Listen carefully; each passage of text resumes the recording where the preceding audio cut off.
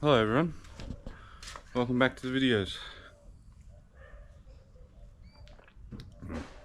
It's wonderful to have you guys here again as always. I'm back. Been a bit quiet. Haven't made a video in a week or done a stream. I've been busy trying to prepare to get my business up and running. In the last video I announced that I'm going full-time on fab work to try and create a business.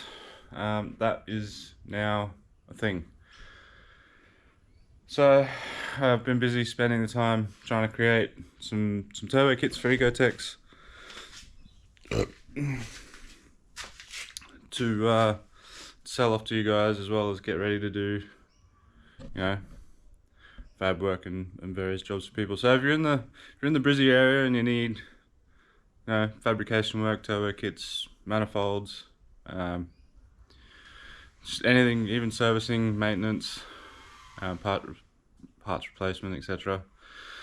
Jump over to the Facebook page or the website and shoot me a message, and we'll work something out to get you booked in and get some jobs done. But yeah, you might have noticed this thing in the video. This is Dazza. He is my VS Ute. He's nothing special. Obviously he's rough around the edges. But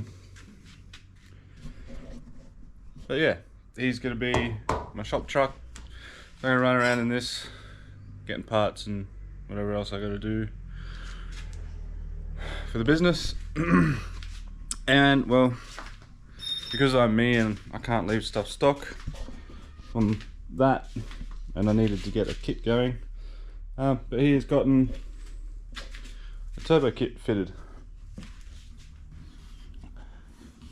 Oh, where is it? There we go.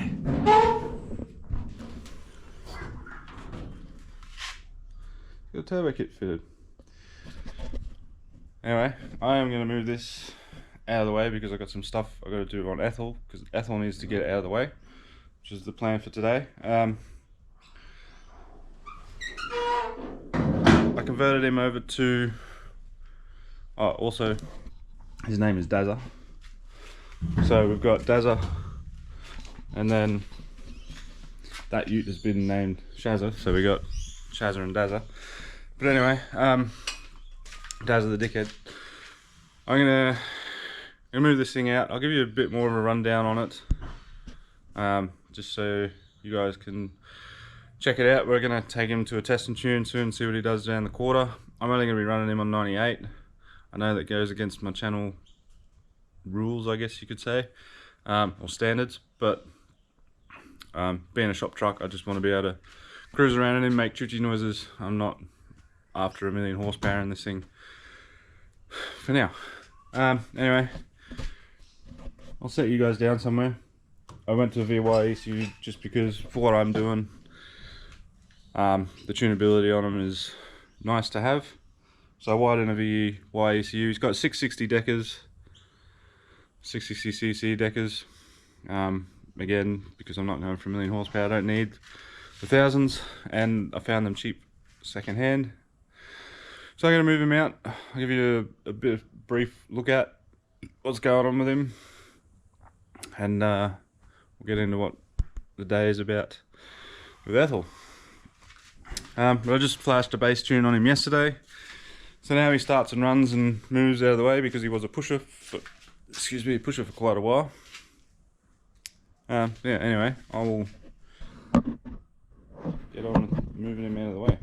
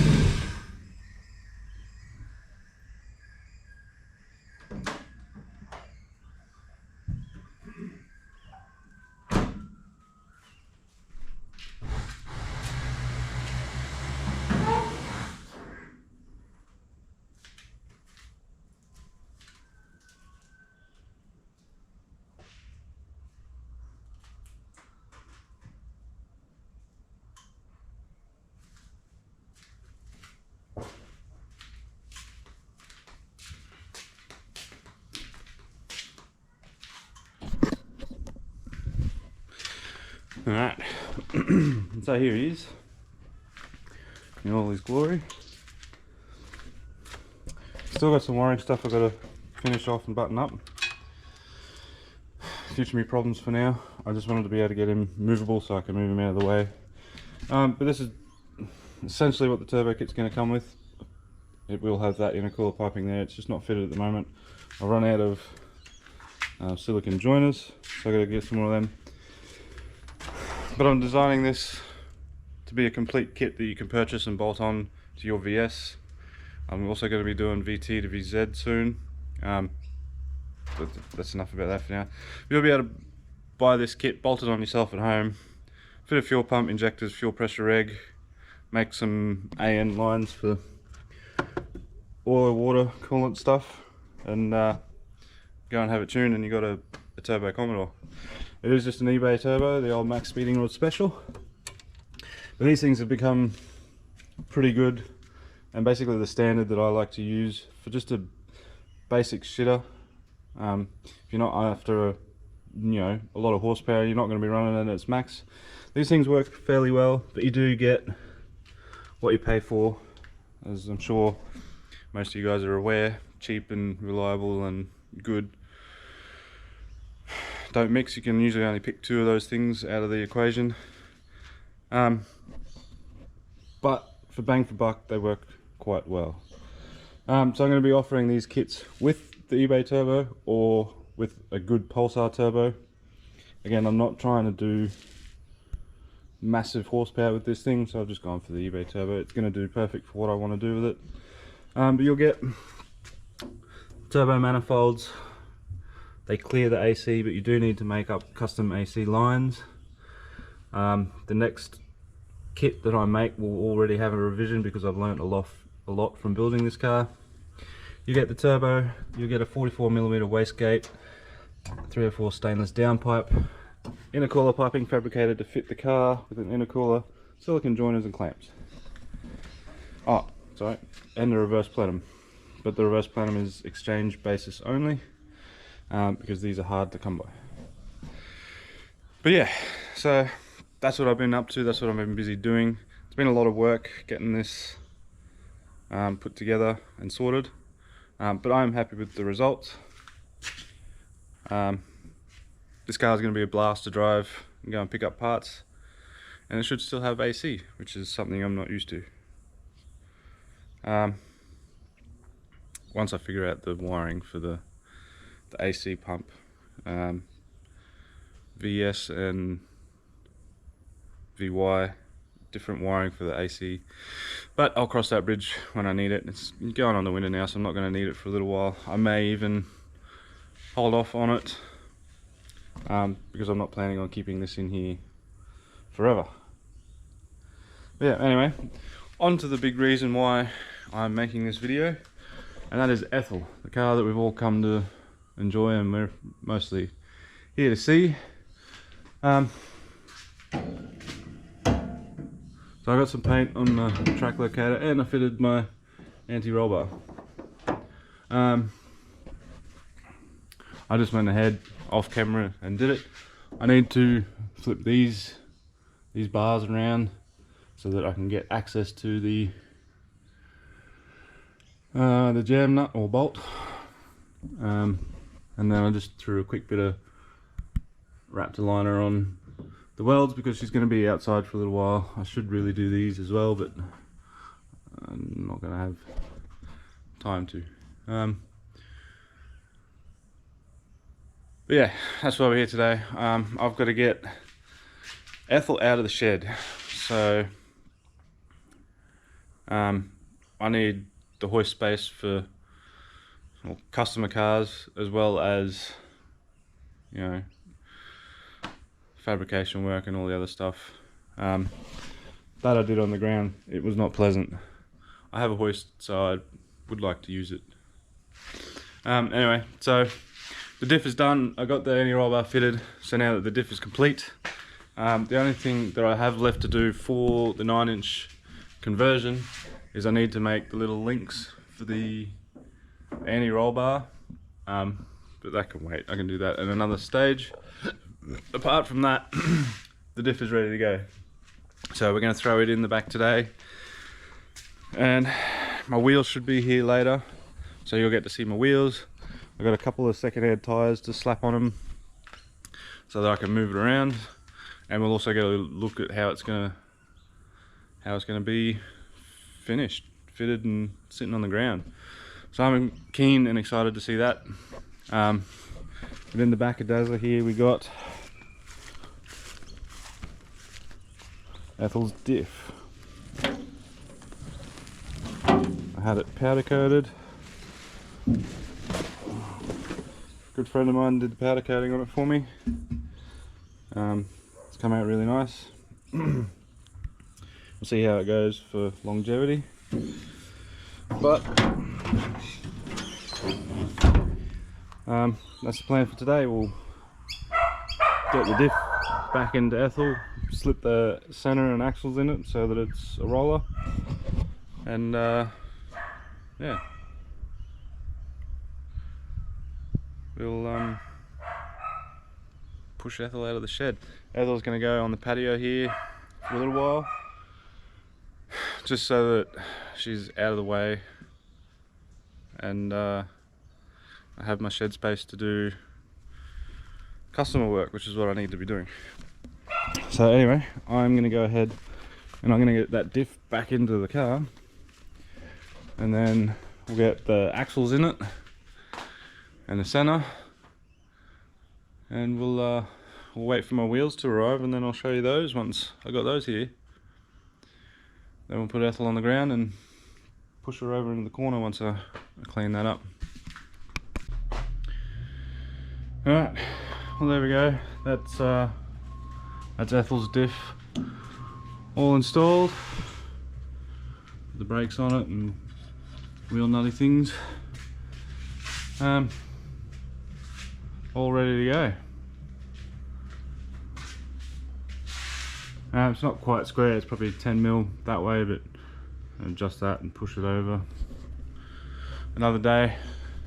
For now I just got to get it out of the way, so not too worried about having it perfectly square at this moment.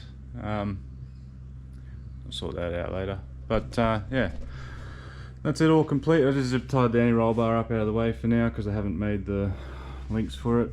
I'll get onto those, I don't know, whenever I get some time.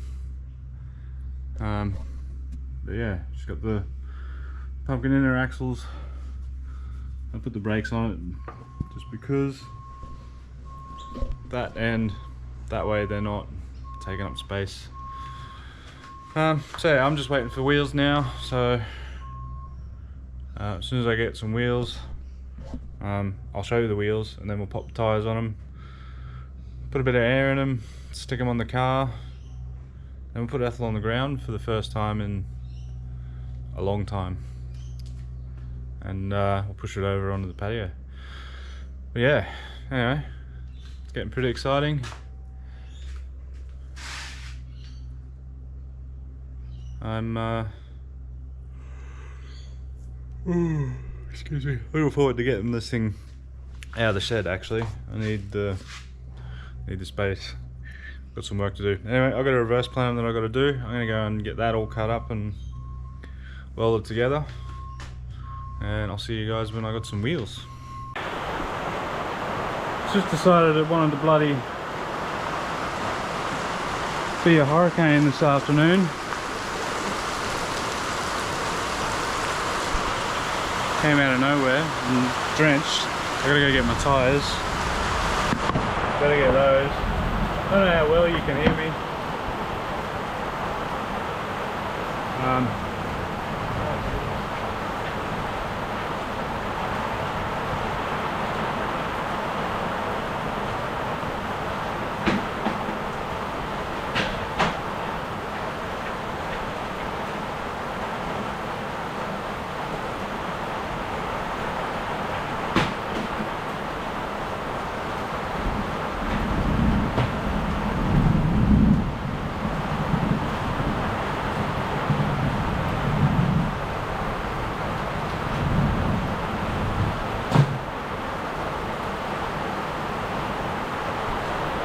yeah.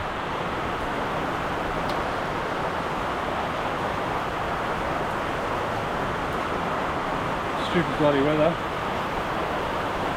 Huge thank you to John and his old man for going and picking me up this bandsaw.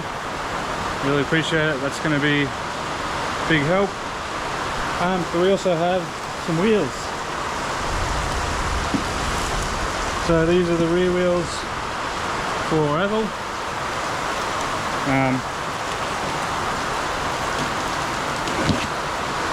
Don't think I'm going to be able to get it over there today, which sucks. But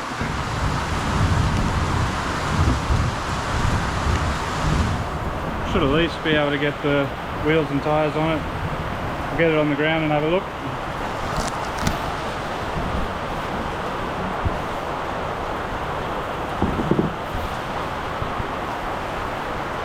So there's the beadlock ring.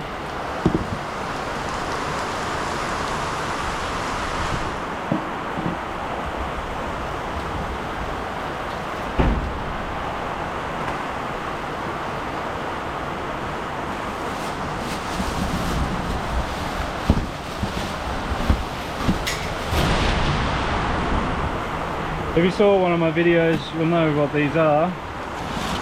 They're the same as the fronts. But hell yeah. Look at that.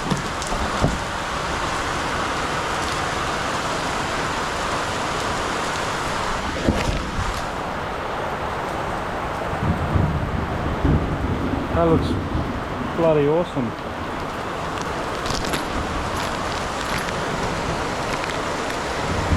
Some beadlock hardware. Alright.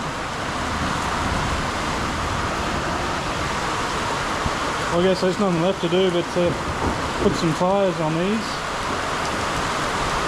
and we'll put them on the car. See how it looks in the middle of a hurricane or something along those lines. Cyclone thingy, big storm. Anyway, I'll come back once I got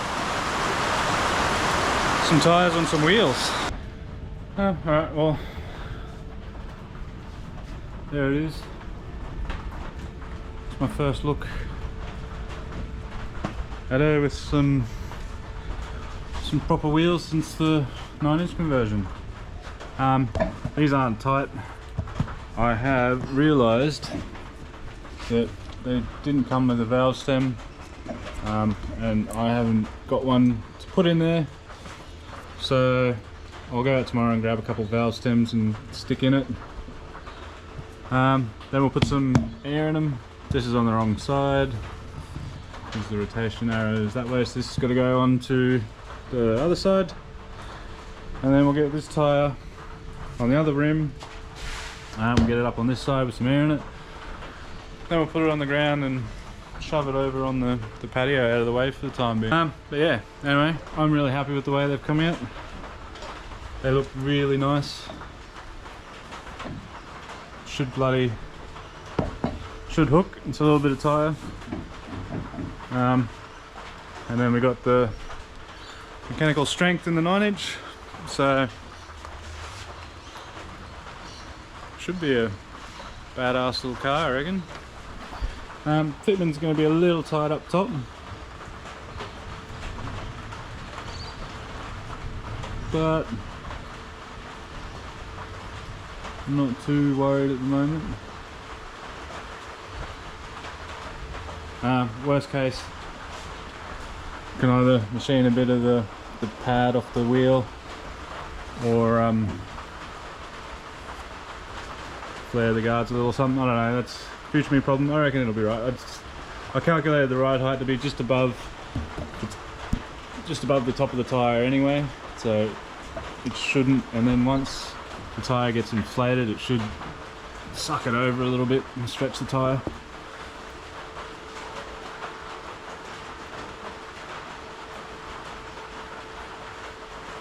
But yeah, I'm pretty happy with the way they look. now I just got to get the rest of it sorted and get back out on track. Anyway, I'll come back to you guys tomorrow once I've got some valve stems in them and some air. We'll go from there.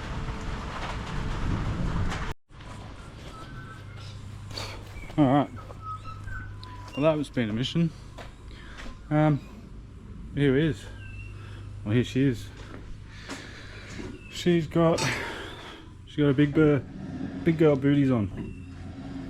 I have had trouble torquing these bead locks down. I think these washers are just crushing, which it looks like, I can see it. So I'm going to swap all the washers for thicker items tomorrow or the day after, something, I don't know. When I get a chance I'll pull one out, put a new washer in it, torque it back down. The springs are too short due to the fact that they're probably a bit stiff, but I need to get everything back into the back of it first before I go messing with spring lengths and rates. So I'll keep these springs for now, but I'll wait till I get engine trans, doors, door cards, carpet, you know, everything that's going back into it before I go dicking around with spring rates, because it is still very empty at the moment. But other than that, I'm pretty happy with it. It does sit a little high, even bottomed out, but that's just because I think there's nothing in it at all. The diff isn't square in the car either, so I've still got a square diff up. Again, that's something that I'll do at a later date. But that's it, it's off the hoist. And yeah, that's basically how she's gonna sit. It is a little higher than I was aiming for. So I was aiming sort of around here, but I'd like to drop it down just a scotch more, you know, half an inch or something, and then that was the right height that I was aiming for. But I think it's just because there's nothing in it at the moment. So again, before I go getting different lengths and different rate springs, I'm gonna wait till I get everything back in it. It is a little pushed over this way, so I've got to adjust the track locator and push it back that way. That's not a big deal, it's easily done. But yeah, that's so back on the ground. It's a roller again. I'm pretty happy with that, actually. It's been quite a while since she's been a roller. Unfortunately though, for her, it's about all that I can do on it. I don't know how long for. I am still hustling to get it back for May. I can't guarantee that's going to happen though, just with now being a business owner and stuff. I need to try and concentrate on that for a while. So she's going to go over on the patio there, just out of the way for the time being, so that I can use the shed and the hoist till the business gets to a point where I can move out and rent a shop. And then from there, Ethel will come back in, or in between jobs she'll sort of come in and out, and we'll keep pushing for progress. Next thing I want to do is finish painting the cage and the door sills. Once I've done that, I'll gut the doors and rehang the doors back on it. Then we can start on wiring. Hopefully by then I'll have my engine back, so we can dummy fit the engine, work out deck heights, a couple other bits and pieces, and then send it away for final couple bits of machining, and then get it back, get it assembled and get it into the car. But yeah, she's coming along. She definitely has a bit of a mean stance about it now. Still could go a 295, may squeeze a 315 in there, but I don't need that sort of tyre. These are 275s, I think they'll be plenty. If I can't do what I want to do on 275s, I'm doing something wrong, I think. But yeah, anyway, that's where I'm going to end it in this video, guys. There'll be a video on Dazza to come soon. More than likely just added a testing tune. Nigel is coming in the shed next couple of days, and we're going to get the kit done on him. And then yeah, if I get a chance, I'll film various customer cars if that's alright with them, and yeah, we'll try and get Ethel sorted in the next month or two. Then get her out and doing some racing. But anyway, that's where I'm going to leave it in this video, guys. Thank you all for watching. Thank you for sticking around. Please leave your likes and comments down below. Share the video around. Subscribe if you're new to the channel. And there it is. That's a complete VT 9-inch and mini tub conversion. It's only taken me a number of months, but it's finally done. I've got to get some front runners, get the front runners on her as well, and we'll basically be able to get a look at her in all her final configuration. Anyway, I'm going. Thank you again for watching. I will see you guys in the next video. Bye bye.